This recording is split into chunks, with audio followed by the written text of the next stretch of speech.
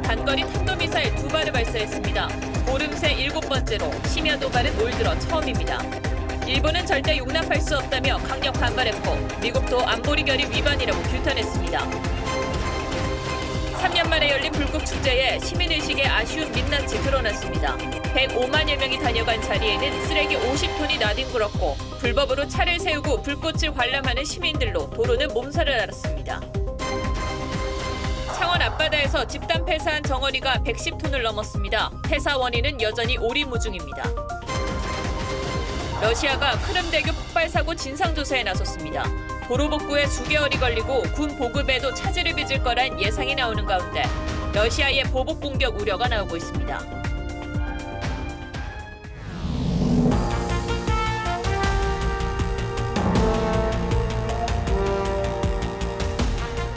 시청자 여러분 안녕하십니까. 뉴스7의 김명우입니다. 북한의 미사일 도발이 발사 장소와 시간을 가리지 않고 있습니다. 오늘도 북한은 탄도미사일 2발을 발사했는데 새벽 시간이었고 올 들어 이 시간대에 미사일 도발을 한 건 처음입니다. 보름 새 벌써 7번째로 이틀에 한 번꼴로 장소를 바꿔가며 미사일을 쏜 거죠. 북한의 도발은 미국의 항공모함이 급히 회항해 한반도 인근에서 재전개되고 있는데도 이루어졌을 만큼 이전과 달리 과감해졌습니다. 첫 소식은 황선영 기자가 보도합니다. 오늘 오전 1시 48분 북한이 강원도 문천 일대에서 동해상으로 단거리 탄도미사일 2발을 발사했습니다. 2발 모두 고도 90km, 비행거리 350km로 탐지됐습니다. 속도는 마 약 5로 탐지하였으며 세부 재원은 한미정보당국이 정밀 분석 중에 있습니다. 올 들어 처음인 심야 시간대 강원도 지역에서 발사했다는 점에서 지난 4일 현무투 미사일 낙탄 사고를 겨냥했다는 분석이 나옵니다. 우리가 늦은 밤 시간대 실패한 거, 북한은 성공한다, 이라는 그 미사일 우월성도 보여주는 의도가 있는 것으로 보여집니다. 노동당 기관지인 노동신문은 김정은의 절대적 권위는 당의 존엄이고 인민의 자부심이라며 김 위원장에 대한 충성을 강조했습니다. 대통령실은 긴급 NSC 상임위원회를 열고 한반도와 영내 긴장을 고조시키는 행위라며 강력 규탄했습니다. 윤석열 대통령은 북 도발 상황을 보고받고 한미일 3자 안보 협력을 더 강화해 나가겠다고 했습니다. 사전에 억제할 수 있는 종합적인 대응 전략, 즉 총체적인 확장 억제 대응 조치로 이뤄져야 한다는 한미일 북핵 대표도 유선 협의를 갖고 유엔 안보리 결의 위반을 규탄한다는 입장을 냈습니다. TV조선 황선영입니다. 지난 4일 북한이 중거리 탄도미사일 IRBM을 쏴 일본 상공을 넘긴 뒤로 일본은 그 어느 때보다 민감한 반응을 보이고 있습니다. 일본 방위성은 북한이 미사일을 발사한 직후 새벽에 기자회견을 열어 절대 용납할 수 없다며 규탄했습니다. 그러면서 잠수함 발사 탄도미사일 SLBM 가능성을 포함해 조사하겠다는 입장입니다. 미국도 북한의 도발이 국제사회를 위협한다며 대화 복귀를 거듭 촉구했습니다. 최원희 기자가 국제사회 반응 전해드리고 곧이어 전문가와 함께 조금 더 얘기 나눠보겠습니다. 북한의 미사일 도발 이후 일본은 새벽에 바로 기자회견을 열고 극도로 민감한 반응을 드러냈습니다. 一連の北朝鮮の行動は我が国地域及び国際社会の平和と安全を脅かすものであり断じて容認できません. 지난달 말 이후 7차례나 미사일을 발사하며 도발을 고조시키고 있다며 잠수함 발사 탄도미사일 SLBM일 가능성을 포함해 조사 중이라고 밝혔습니다. 미국도 미사일 발사를 규탄하며 북한이 대화에 복귀해야 한다고 거듭 촉구했습니다. 미국 국무부는 다른 미사일 발사와 더불어 유엔 안보리 결의 위반이라며 한국과 일본에 대한 미국의 방위 공약은 확고하다고 밝혔습니다. 중국 정부는 한반도 상황을 대화를 통해 해결해야 한다는 입장을 내놓고 있습니다. 当前半岛局势复杂敏感，我们希望有关方避免采取刺激性的言行，要为重启对话创造条件。 시진핑 주석의 세 번째 연임을 확정하는 당대회를 앞두고 주변 정세에 신중한 태도를 보이고 있다는 관측입니다. TV조선 최원입니다. 내일은 북한의 노동당 창건 77주년이라고 하는데 오늘 북한의 새벽 미사일 발사에서도 봤듯이 요즘 북한의 도발이 이전과는 달리 과감합니다. 남성욱 고려대 교수께 조금 더 얘기 들어보겠습니다. 안녕하세요, 교수님. 안녕하십니까. 예. 이 최근 북한의 미사일 도발 양상을 보면 이전과는 좀 많이 달라진 것 같습니다. 어떻게 보고 계세요? 네, 이틀에 한 번이니까 축구로 말하면 뭐 닥치고 공격에서 닥치고 발사라고 예. 도발의 일상화라고 할까요? 뭐 보름 동안에 7발을 쏠 정도면 정신없이 쏴야 된다고 볼 수 있는데 네. 결국은 한미일 이 연합훈련에 대해서 강대강 구도를 지속하겠다, 밀리지 않겠다라는 뭐 그런 의도로 지금 읽혀지고 있습니다. 네. 오늘을 보면 새벽 1시 50분쯤에 발사 2발을 쐈어요.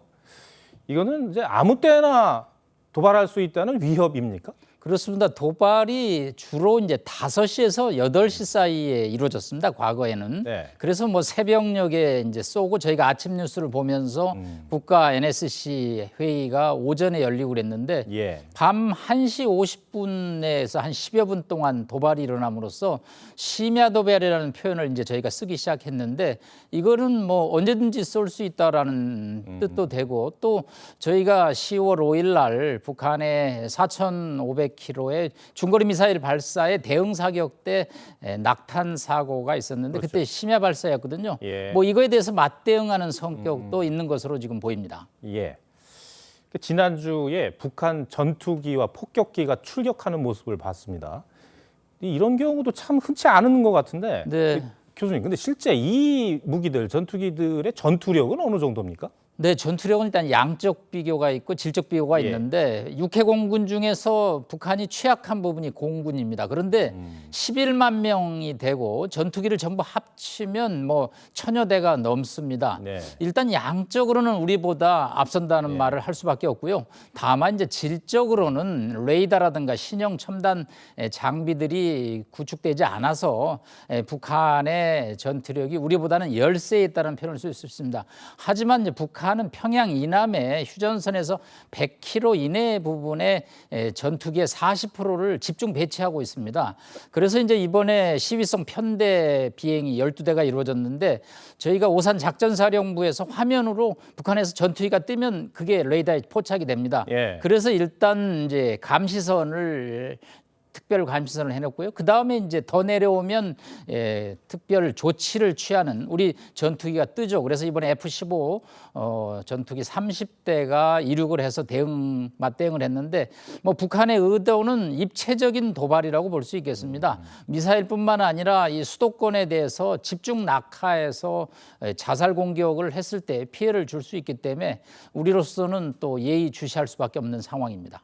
듣기로는 이제 북한이 가장 위협적으로 느끼는 게 미국 항공모함이라고 이제 그렇게 들었거든요. 근데 이번에는 항공모함이 한반도 근처에 있는데도 또 쏘더라고요. 뭐 이거는 또 어떻게 봐야 됩니까? 네, 26일부터 29일까지 미국 10만 톤급의 항공모함입니다. 도널드 레이건호죠. 뭐 항공기만 수백 대를 적재하는 대형 한미 연합훈련이었습니다. 과거에는 뭐 이런 기간에는 또 쥐죽은 듯이 조용히 침묵을 했는데 이번에는 뭐 28일 날 북한이 또 미사일 발사를 하니까 로널드 레이건호를 의식하지 않는 정도가 돼 있는 상황입니다.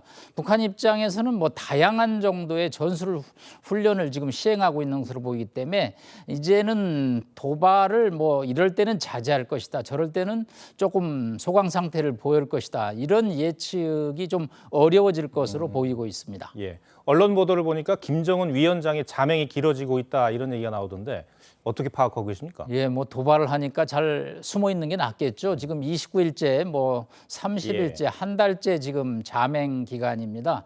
김정은이 주로 안 보일 때 이제 도발을 하죠. 왜냐하면 제재 위협에 있어서 타겟이 될 수가 있기 때문에 김정은이 도발할 때는 보통 행보를 자맹으로 하고 있습니다. 네. 다만 이제 10월 10일 내일이 당창건 77주년인데 정치 행사를 지금 준비하는 것으로 보이고 있습니다. 이 정치 행사 때 어떤 메시지를 아마 보내지 않을까. 그래서 자맹이 한 달 정도에서 지금 분수령이 될 것 같고요. 아마 내일 모레 정도 김정은의 동향이 나올 것으로 예상은 되고 있습니다. 예, 알겠습니다. 남 교수님 오늘 말씀 잘 들었습니다. 고맙습니다. 감사합니다.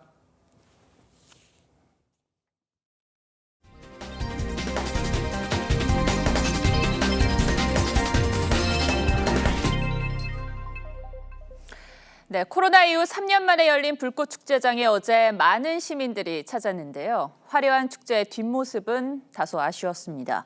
물론 머문 자리를 직접 치운 시민들도 있었지만 끝난 뒤 찾아간 한강공원에는 술병과 돗자리 등 쓰레기가 넘쳐났습니다. 또 불꽃을 구경하려고 불법 주정차한 차량들로 도로는 몸살을 앓았습니다. 장동욱 기자가 취재했습니다. 가을 밤하늘을 수놓는 폭죽 10만 발의 향연에 한강공원 일대는 100만 명 안팎의 관람객으로 넘쳐났습니다. 희망과 위로의 메시지를 담은 불꽃쇼는 한강 위를 지나던 지하철 승객들에게도 잠시나마 일상의 고단함을 잊게 했습니다. 하지만 한국팀 공연을 끝으로 불꽃 축제가 끝나자 축제의 현장은 쓰레기장으로 변했습니다. 먹다 남은 술병과 배달음식 봉투가 여기저기 나뒹굴었고 일회용 용기와 함께 돗자리째 버려진 자리도 눈에 띄었습니다. 환경미화원분이나 다른 분들이 치울 거니까 우리는 그냥 일단 이 자리만 뜨는 게 우선이다라고 생각하는 것 같아요. 아니, 솔직히 치우는 사람 따로 있고 노는 사람 따로 있잖아요. 몸만 오면 된다는 그런 생각들이 많은. 이날 하루 여의도와 이촌 한강공원에서 수거된 쓰레기만 약 50톤. 주최 측 자원봉사단과 한강사업본부 미화원 등 2천여 명은 밤 늦게까지 남아 일대를 청소해야 했습니다. 뒷정리를 돕고 차례를 기다려 행사장을 빠져나간 시민도 많았지만 단속 경고에도 한강 다리와 올림픽대로 위 차를 세우고 관람하는 얌체 불법 주정차 관람객도 있었습니다. TV조선 장도우입니다. 네, 서해는 지금 가을 꽃게 성어기를 맞았는데요. 이를 노린 중국 어선들이 NLL을 침범해 불법 조업을 하다 잇따라 납포됐습니다. 구자형 기자입니다. 해경 경비정이 70톤급 중국 어선을 뒤쫓습니다. 중국 어선은 배를 세우라는 해경의 경고도 무시하고 그대로 달아납니다. 물보라를 일으키며 도주 중에 계속하여 정선 명령 실시 중이고 어제 아침 10시쯤 북방항에선 NLL을 넘어 서해 백령도 인근 해상에서 불법 조업을 벌이던 중국 어선 두 척이 붙잡혔습니다. 해경은 붙잡은 중국 어선 두 척을 인천으로 압송 중입니다. 지난달 30일에도 소청도 인근에서 중국 어선 한 척이 붙잡혔습니다. 성어기 때는 항상 좀 있다고 보시면 됩니다. 꾸준히 넘어오는 추세여가지고요. 차량이 형체를 알아보기 어려울 정도로 찌그러졌습니다. 어제 저녁 8시쯤 부산에서 덤프트럭이 신호를 기다리던 승용차를 들이받아 6중 추돌 사고로 이어져 차에 타고 있던 5명이 다쳤습니다. 음주를 안 해요. 졸음도 아니고 전방 주시템 안전. 오늘 새벽 1시 40분쯤에는 강원도 동해 묵호시장에서 불이 나 2시간 만에 꺼졌습니다. 식당 2곳과 주택 한 채 등이 불에 탔지만 인적이 드문 새벽 시간대라 인명피해는 없었습니다. 경찰은 정확한 화재의 원인을 조사하고 있습니다. TV조선 구자영입니다. 최근 창원 앞바다에서 정어리가 집단 폐사했습니다. 지금까지 110톤이 넘는 것으로 파악되고 수거 작업도 열흘째 이어지고 있습니다.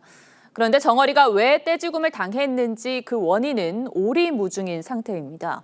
산소가 부족한 물 덩어리 때문이라는 전문가들의 의견도 나오는데 어떤 이유인지 이성진 기자가 보도합니다.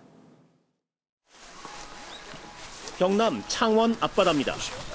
정어리떼가 배를 드러낸 채 바다에 떠 있습니다. 지난달 30일부터 어제까지 수거한 폐사 정어리는 110톤이 넘습니다. 원인을 두고는 의견이 분분합니다. 우선 어민들은 멸치 어선이 정어리가 잡히자 버린 것이라는 주장을 제기했습니다. 다른 물고기들이 들어오면은 지금 그걸 갖다가 바다에다가 일단은 방생을 할 수밖에 없습니다.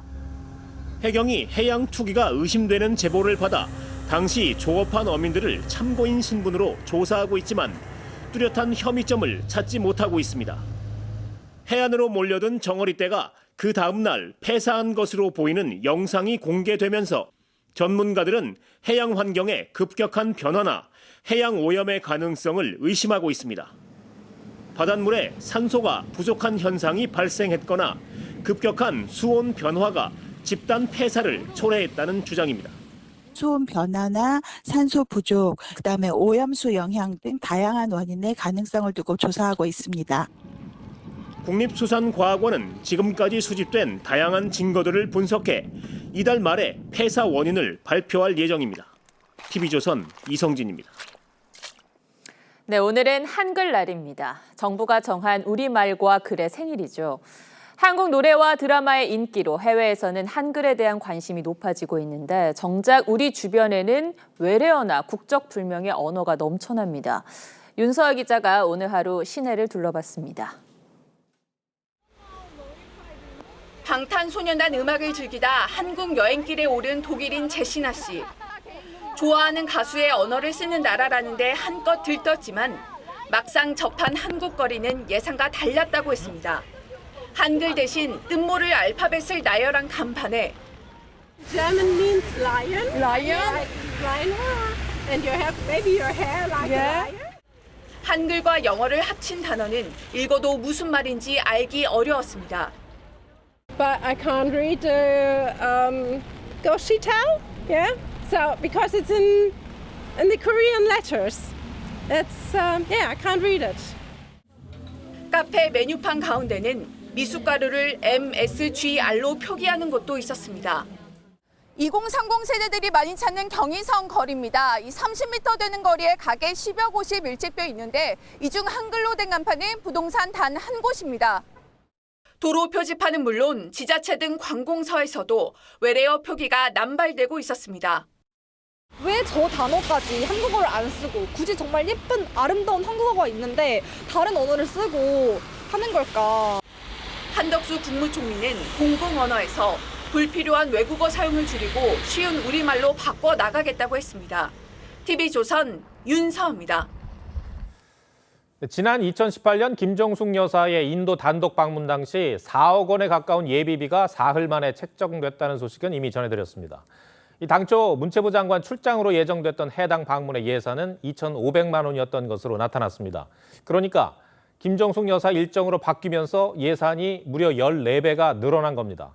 여당에선 황후급 의전이란 비판이 나왔습니다. 신윤만 기자의 취재 내용 보시겠습니다. 당초 계획된 인도 출장 경비 내역에 따르면 도종환 문체부 장관을 방문단 대표로 문체부가 산정한 출장비는 2,591만 원. 방문단 규모는 총 6명으로 규정에 따른 도장관의 1등석 항공료와 업무 추진비, 식비 등이 모두 포함된 금액입니다. 하지만 장관 참석 행사가 김정숙 여사 참석 행사로 바뀌면서 최종 집행된 출장비는 총 3억 7,320만 원이었습니다. 구체적으로 김 여사가 타고 간 공군 2호기를 띄우는 데에 2억 3,670만 원이 들었고 경호에 필요한 차량과 각종 장비를 대여하는데 4천만 원이 넘는 지출이 발생했습니다. 김 여사가 동행하며 전체 출장비가 14배 넘게 뛴 겁니다. 김 여사를 포함해 고민정 당시 청와대 부대변인과 제2부속실 관계자 등 14명이 추가로 동행했습니다. 늘어난 출장비를 위해 문체부는 기재부에 예비비 4억 원을 신청했고 불과 사흘 만에 국무회의 의결과 예산 배정까지 마무리됐습니다. 여당은 이 정도면 황후급 순방이라고 비판했습니다. 자신의 생일상을 차리기 위해 나라 예산의 6분의 1을 탕진한 청나라 서태후가 떠오릅니다. TV조선 신유만입니다. 한국전력이 지난 10년 동안 땅 주인의 동의도 없이 사유지에 100만 개가 넘는 전봇대를 설치해온 것으로 드러났습니다. 현행법상 불법인데 전체 전봇대의 84%에 달합니다. 한국전력 측은 이 땅 주인의 동의를 받도록 내부 지침을 강화한다는 방침입니다. 배상윤 기자가 취재했습니다. 서울의 한 주택가에 전봇대가 줄지어 서 있습니다. 한전이 전기 공급을 위해 2020년 11월 설치했습니다. 그런데 한전은 전봇대 설치 전에 땅 주인의 허가를 받지 않은 것으로 드러났습니다. 이곳 전봇대처럼 땅 주인의 허락을 받지 않고 사유지에 설치된 전봇대는 전국에만 138만 개로 전체의 84.4%에 달합니다. 황당하죠. 예, 사유재산인데 공공기관이라 해도 그렇게 무례하게 할 수 있느냐. 지금 시대가 어느 시대인데. 현행법상 사유지에 전봇대 설치가 가능하지만 땅 주인의 허락을 사전에 얻은 후에야 가능합니다. 동의를 받지 않으면 땅 주인은 전봇대를 다른 곳으로 옮겨달라고 요구할 수 있고 비용은 모두 한전이 부담해야 합니다. 이 때문에 지난 11년간 전봇대 이설 공사만 16만 건 발생했고 국민 세금으로 1조 원 넘게 지출됐습니다. 불필요한 지출입니다. 지금 한전이 겪는 재정적 어려움이 방만한 경영의식에서 비롯된 인재임을 알 수 있는 부분이고요. 이에 대해 한전 측은 땅 주인이 연락을 받지 않거나 동의를 거부해서 동의서를 사전에 받지 못했고 갈수록 동의율은 높아지는 추세라고 해명했습니다. 한전은 전봇대 설치 시에 토지 사용 동의서가 누락되지 않도록 내부 관리를 엄격히 하고 땅 주인에 대한 현실적 보상도 강구할 방침입니다. TV조선 배성윤입니다. 상반기 보건복지부의 수의계약 가운데 산하기관 한 곳이 수의계약 금액의 절반이 넘는 180억 원을 따냈습니다. 하지만 이 기관이 추진하고 있는 100억 원 예산의 사업을 들여다보니 내용도 부실할 뿐만 아니라 중간 보고서조차 없는 것으로 확인됐습니다. 박재훈 기자가 보도합니다. 보건산업의 발전을 위해 1999년 설립된 보건복지부 산하 한국보건산업진흥원. 올해 상반기 복지부가 체결한 340억 원 규모의 수의계약 중 절반이 넘는 180여억 원을 따냈습니다. 진흥원은 이 예산으로 5개 사업을 추진 중인데 보건의료 인프라 연계 창업 지원 사업에만 100억 원이 넘게 들어갑니다. 그런데 바이오 헬스 스타트업을 지원한다는 이 사업의 내용은 업체 대신 병원이나 기관에 실험실비나 컨설팅비를 내주는 게 전부입니다. 창업 지원이라기보다 비용 대납 사업인 셈입니다. 2019년부터 들어간 예산만 290억 원이 넘습니다. 하지만 진흥원은 각 기관들의 매년 7월 기한에 중간 보고를 받고도 보고서는 작성하지 않았습니다. 사업기간 도중이기 때문이라는 설명입니다. 1년짜리도 지금 안 돼서 말씀하신 보고서 같은 거는 아직은 없죠. 올해로 끝나는 사업은 아닙니다. 나머지 사업 4건도 보고서가 없긴 마찬가지입니다. 정확한 평가와 진단을 어렵게 만들고 자칫 사업 부실로도 이어질 수 있습니다. 상당한 예산이 소요되는 만큼 투명하게 공개하고 2018년부터 진흥원이 따낸 수의계약 규모는 약 313억 원. 국민 혈세가 들어가는 만큼 면밀한 관리가 필요하다는 지적입니다. TV조선 박재훈입니다. 갈수록 부족해지는 물 자원으로 인한 분쟁이 더 이상 먼 나라 얘기가 아닙니다. 우리나라에서도 이 물이 필요한 곳과 물을 주지 않으려는 곳이 대립하면서 곳곳에서 물 분쟁이 일어나고 있습니다. 그 바람에 120조 원이 들어간 반도체 국책 사업까지 위기에 몰렸습니다. 오늘은 신경희 기자가 지역 간 물싸움에 포커스를 맞췄습니다. 여주 시내 초입. 한 반도체 업체를 규탄하는 현수막이 곳곳에 붙었습니다. 여주 남한강에서 필요한 물을 끌어다 공장을 가동하겠다고 하자 시민들이 반대하고 나선 겁니다. 추후에 여주 주민들이 그 매설된 관을 건너서 공사할 때 그게 걸림돌이 되는데 상생 원칙에서 어떤 알파를 줘야. 정부는 작년 3월 인근 용인시에 반도체 산업단지를 조성하는 국책 사업을 추진하기로 결정했습니다. 한 업체가 이 부지에 120조를 투자해 공장 4개를 짓기로 했습니다. 하지만 물이 변수였습니다. 반도체 소재나 부품을 싣고 사용한 용수를 정화하기 위해선 매일 57만 3천 톤의 공업용수가 필요한 상황. 사업지인 용인에선 물을 구할 수 없자 인근 여주의 남한강으로 눈을 돌린 겁니다.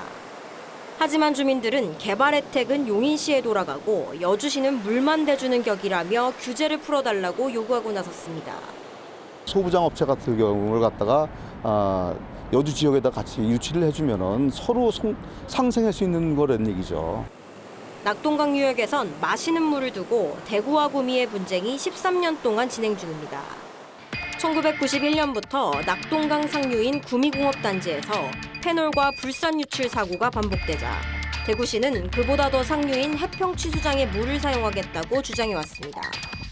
올해 4월 전임 시장들이 어렵게 합의안을 만들었지만 2027년경이면은 해평의 물을 우리 시민들이 드실 수 있는 그날이 올 것 같습니다. 취소 문제를 두고서 너무 오랫동안 갈등해 왔습니다. 이제는 서로가 이해를 해주고. 지난 6월 시장이 바뀌면서 다시 원점으로 돌아갔습니다. 구미시가 대구 시민들한테 그 갑질하는 거는 더 이상 있었으면 그런 불공정한 시선은. 결국 대구시는 안동댐 물을 끌어오기로 협의했는데 147km 길이의 새 관로를 설치하는데 국비 1조 4천억 원이 들 전망입니다. 지자체 간 물 분쟁에 혈세가 낭비되고 국책산업단지 가동 여부가 불투명해진 상황. 물 관리 주체인 정부가 장기적인 물 관리 로드맵을 제시해야 될 때란 지적입니다. 뉴스7 포커스였습니다. 네, 고물가 속에 소비자의 발걸음을 잡기 위한 유통업계의 마케팅 경쟁이 치열합니다. 이른바 야쿠르트 아줌마가 카드 배송을 하고 마트에는 축구장이, 편의점에는 금 자판기가 등장했습니다. 장윤정 기자입니다. 신나게 공을 차는 아이들. 동네 축구장처럼 보이지만 대형마트입니다. 2016년 업계 최초로 마트 옥상에 풋살장을 열고 현재 12개 매장까지 확대 운영 중입니다. 대형 마트다 보니까 편의성이라든지 접근성이라든지 좋고 뭐 학부모님들도 아이들 수업 끝나고 마트에서 장을 보고 간다든지 그런 효율성이 좋은 것 같아요.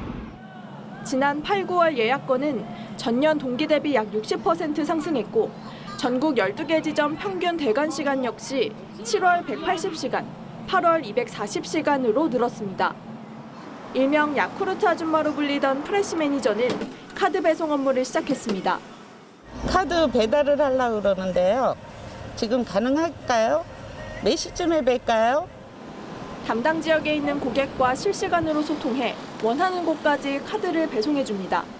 그 지구 내에서만 약속을 할 수 있으니까 정해진 시간에 도착할 수가 있는 거죠. 그래서 신뢰감이 더 쌓여져 있고 그리고 고객들이 안심할 수가 있는 거죠. 편의점에는 30만 원에서 300만 원까지 다양한 종류의 골드바를 살 수 있는 금 자판기까지 등장했습니다. 일단 굉장히 신기한 것 같아요. 그리고 제가 실제로 본 적은 없어가지고 이게 진짜 한국에 있는 건가 싶기도 하고. 본업을 넘어선 다양한 서비스로 소비자들의 선택의 폭이 넓어지고 있습니다. TV조선 장윤정입니다. 네, 오는 수요일 한국은행이 기준금리를 발표합니다. 금리를 한 번에 0.5%포인트 인상하는 이른바 빅스텝에 나설지 여부가 관심인데요. 경제부 김지아 기자와 빅스텝 가능성을 따져보겠습니다. 자, 김 기자, 먼저 한국은행의 기류부터 살펴보죠. 빅스텝에 나설 분위기입니까? 네, 10일 금통위에서 어떤 결정이 내려질지는 지켜봐야 알겠지만 현재로서 빅스텝 가능성에 무게가 실리고 있습니다.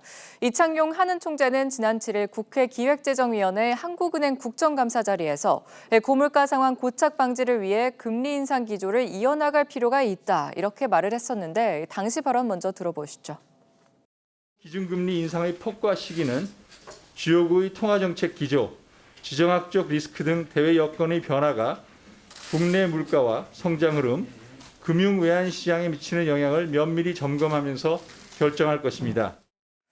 네, 금통위 회의를 앞두고 있어서 그런지 얼마나 인상할지는 좀 즉답을 하지 않았는데요. 빅스텝 가능성을 어디서 엿볼 수 있는 겁니까? 네, 과거 이 총재의 발언들을 좀 보면 방향을 좀 유추해 볼 수 있습니다. 이 총재는 지난 7월부터 0.25%포인트 점진적 금리 인상 기조를 이렇게 보여왔었는데요. 그러다가 지난 9월 미 연준이 기준금리를 0.75%포인트 대폭 올리자 금리 인상의 좀 전제 조건이 바뀌었다, 이렇게 빅스텝 이 가능하다는 기조로 방향을 바꿨습니다. 또 최근 이 총재가 예상보다 미 연준의 금리 인상 속도가 빨라졌다고 밝힌 만큼 빅스텝이 불가피해 보인다는 전망이 나옵니다. 네, 금융협회가 전문가를 대상으로 한 조사에서도 10명 중 9명이 0.5%포인트 인상을 점쳤더라고요. 미국의 이 기준금리 속도가 얼마나 빠르기에 그렇습니까? 네, 지금 미 연준은 지난 9월 금리를 한 번에 0.75%포인트 올리는 이 자이언트 스텝을 단행했습니다. 3연속 단행이었는데요. 이에 따라 현재 미국의 정책금리는 3.0에서 3.25%포인트, 우리나라보다 0.75%포인트 높습니다. 만약 한은이 다음 주 금통위에서 빅스텝을 단행하면 역전폭이 0.25%포인트로 이렇게 좁혀지지만 연준이 현지 시간 11월 FOMC에서 자이언트 스텝을 밟을 경우 이렇게 한미 금리 역전폭은 다시 1%포인트로 커질 전망입니다. 네. 이렇게 되면 원화 약세로 국내 증시와 또 채권 시장 등에서 외국인 자본이 유출이 되고요. 수입 물가 상승이 국내 소비자 물가를 끌어올리는 악순환으로 이어질 수 있기 때문에 선제적인 대응이 필요하다 이런 목소리가 커지고 있는 겁니다. 그러니까 금리 차로 인해 결국 물가가 또 걱정일 수 있다는 거군요. 그런데 국민들이 체감하기는 다소 어려울 수 있습니다만 수치상으로는 물가 상승세가 다소 꺾이지 않았습니까? 네, 사실 말씀하신 것처럼 소비자 물가지수 지난 8월과 9월에 이렇게 좀 주춤하는 모습을 보였습니다. 하지만 여전히 물가 상승률이 5% 중반에서 저렇게 떨어지지 않고 있는 상황이고요. 이창용 한은 총재도 물가에 대해서는 내년 1분기까지 5% 이상의 높은 물가 상승률이 유지될 것이라고 밝힌 바 있습니다. 자, 3일 뒤 한국은행이 빅스텝을 밟으면 이제 기준금리 3% 시대로 진입을 하게 됩니다. 그렇다면 서민들의 이자 부담을 또 걱정 안 할 수가 없잖아요. 맞습니다. 실제로 만약 이번 금통위에서 빅스텝을 단행해서 기준금리가 현행 2.5%에서 3.0%로 오르게 될 경우 우리나라 가계부채 이자 모두 54조 원에 이를 것이다. 이런 분석도 나왔습니다. 특히 전체 가계부채 이자 가운데 대출의 취약고리로 꼽히는 이 자영업자 가구의 가계부채 이자 부담은 보시는 것처럼 17조 5천억 원에 이를 것으로 추산이 됐습니다. 이 때문에 코로나19에서 힘겹게 버텨온 이 취약계층과 자영업자에 대한 정부 지원 좀 더 강화되어야 한다 이런 지적들이 나오고 있습니다. 네, 고금리 환경은 앞으로 불가피해 보이는데 정부가 미리미리 보완책을 좀 고민을 해야 될 것 같습니다. 오늘 잘 들었습니다.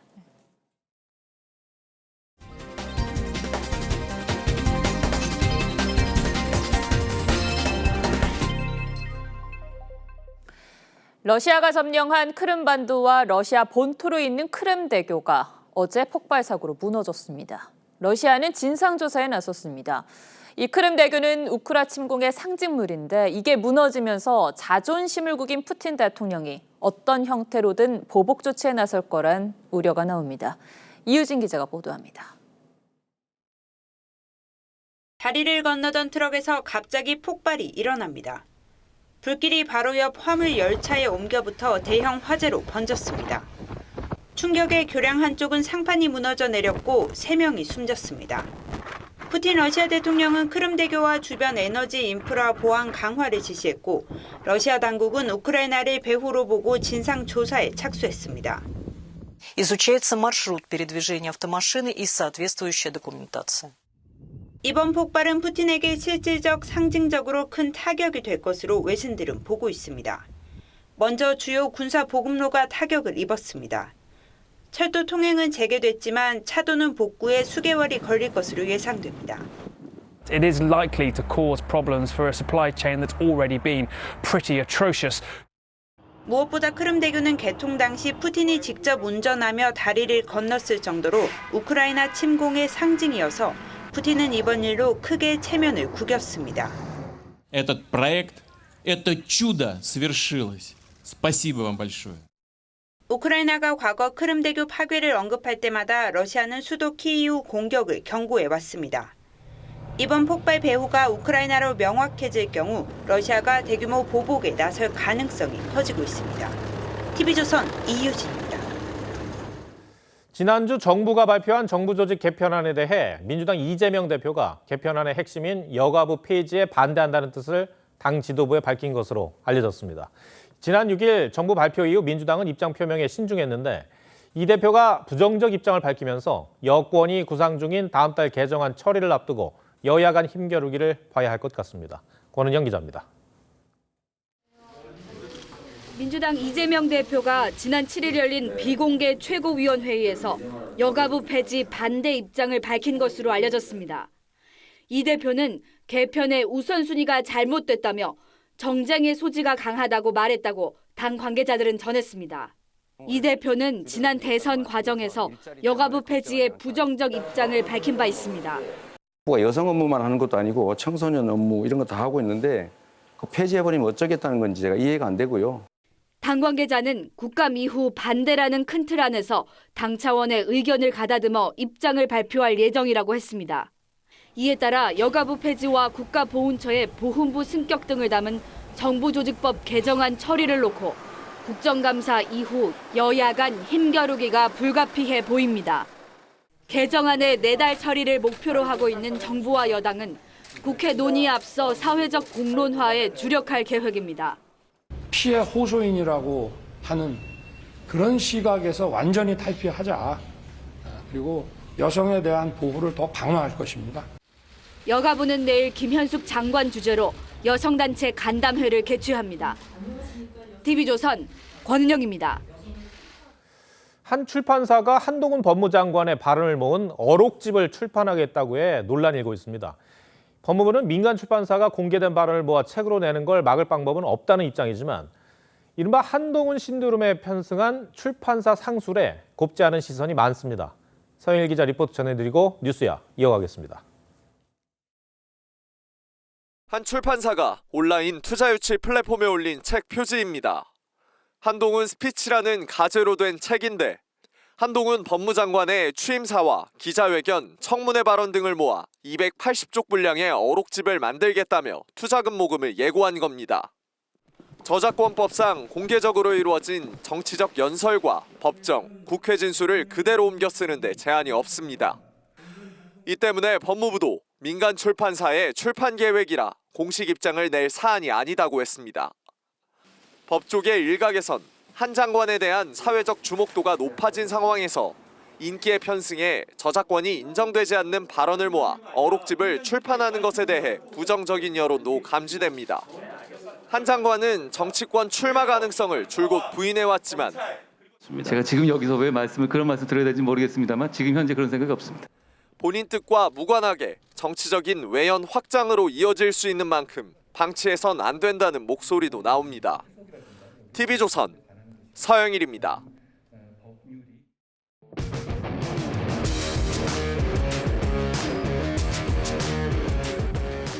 뉴스야 시작합니다. 정치부 이채림 기자 나와 있습니다. 첫 번째 물음표 볼까요? 네, 첫 번째 물음표는 돌고 돌아 또 친일입니다. 예. 한국과 미국, 일본이 지난주부터 연합훈련을 재개했는데 야당에서 또 친일 주장을 하고 나왔죠? 그렇습니다. 이 한미일 연합 해상 훈련에 대해서 민주당 이재명 대표가 극단적 친일 행위라고 표현하면서 공방이 일었는데요. 발언 먼저 들어보시죠. 왜 하필 독도 근처에 와서 한미일 군사 합동 훈련을 하는 것입니까? 그야말로 극단적 친일 행위다. 문재인 정부에서 송영무 장관 포함 3국 장관들이 합의한 것이 굴욕 외교란 말입니까? 네, 그런데 여당에서 주장하는 문재인 정부 때 합의는 뭘 얘기를 하는 거죠? 네, 이 한미일 연합훈련에 대한 3국 간의 합의가요. 문재인 정부 당시에 이뤄졌다는 점을 지적한 겁니다. 문재인 정부 출범 직후인 2017년 10월에 한미일 국방장관 회담 뒤에 송영무 당시 국방장관이 발표한 공동 보도문에 3국이 미사일 경보 훈련과 대잠 훈련도 지속해서 실시하기로 의견을 모았다는 대목이 있습니다. 네, 그렇다면 이전 정부에서도 3국 합동훈련에 이견이 없었다고 봐야 할 텐데 뭐가 문제라는 겁니까? 네, 민주당에서는 이 훈련이 벌어지고 있는 위치를 문제 삼고 있습니다. 국방위원인 안규백 의원이 훈련 장소를 독도에서 150km밖에 떨어지지 않은 해상이라면서 처음 문제를 삼았고요. 이후에 이재명 대표의 발언까지 나온 건데요.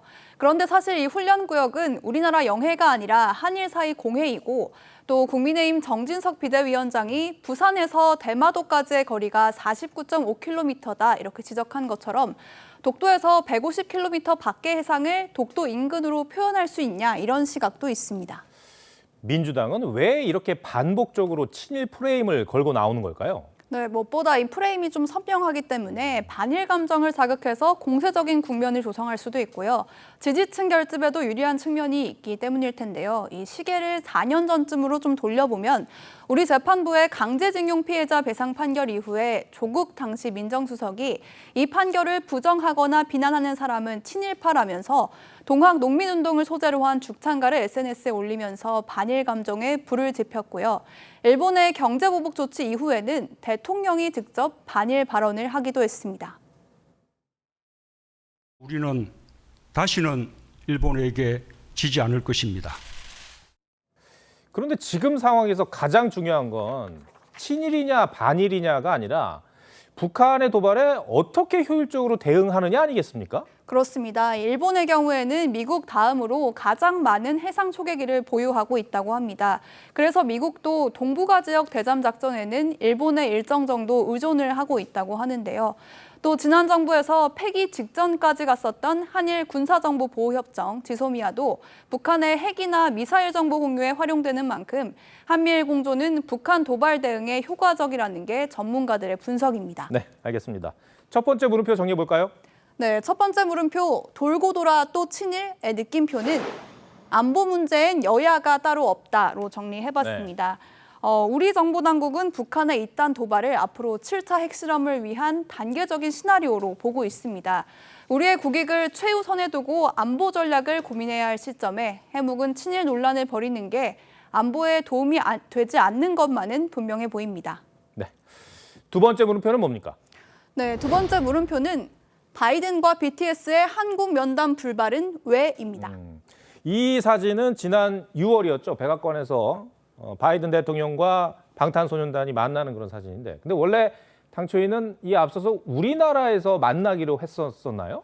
그렇습니다. 바이든 대통령이 지난 5월에 취임 이후 처음으로 우리나라에 2박 3일 일정으로 방한을 했었습니다. 예. 당초 미국 측에서 대통령실을 통해서 바이든 대통령과 BTS의 만남을 타진했었는데 성사되지 못했다고 합니다. 소속사 측이 일정 등을 이유로 만남이 어렵다는 입장을 전한 것으로 알려졌는데요. 이를 두고 물론 BTS의 일정 문제도 있었겠지만 일정을 대통령실이 조율했던 점을 들어서 국내 정치와 거리를 두고 싶어 했기 때문 아니냐, 이런 분석도 나왔었습니다. 실제로 그 바로 다음 달에 BTS가 백악관을 방문해서 바이든 대통령을 만났는데 그때는 소속사와 직접 협의를 한 것으로 알려졌습니다. 그런 일이 있었군요. 근데 실제 방탄소년단이 대통령 관련 행사에 자주 등장하긴 했어요. 그렇습니다. 지난해에는 문재인 전 대통령과 함께 미국 방송에 출연을 한 적도 있고요. 이에 앞서서는 프랑스를 순방 중인 문 대통령과 현지에서 만난 적도 있습니다. 그래서 요 하루 동안 좀 쉬어야 되는데 마침 그날이 대통령의 파리 순방 날짜랑 딱 겹쳐서 고맙게도 시계로 모든 비용을 퉁 쳐줘서.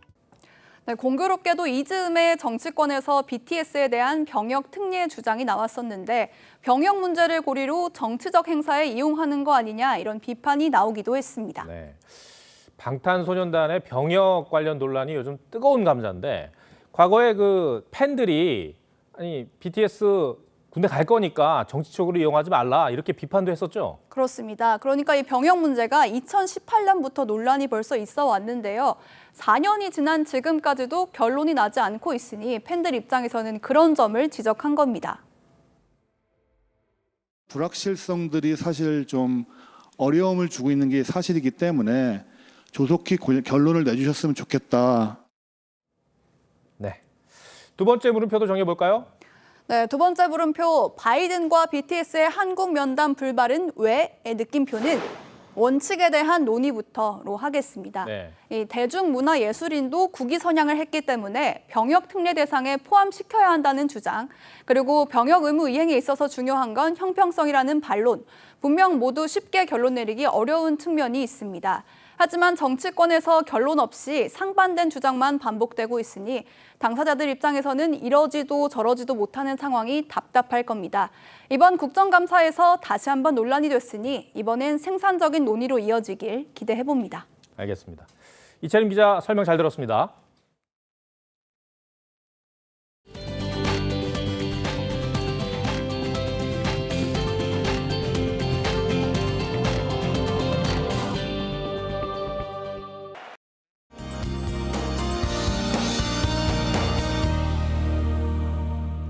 종일 쌀쌀한 날씨 속에 전국 대부분 지역에 비가 내리고 있습니다.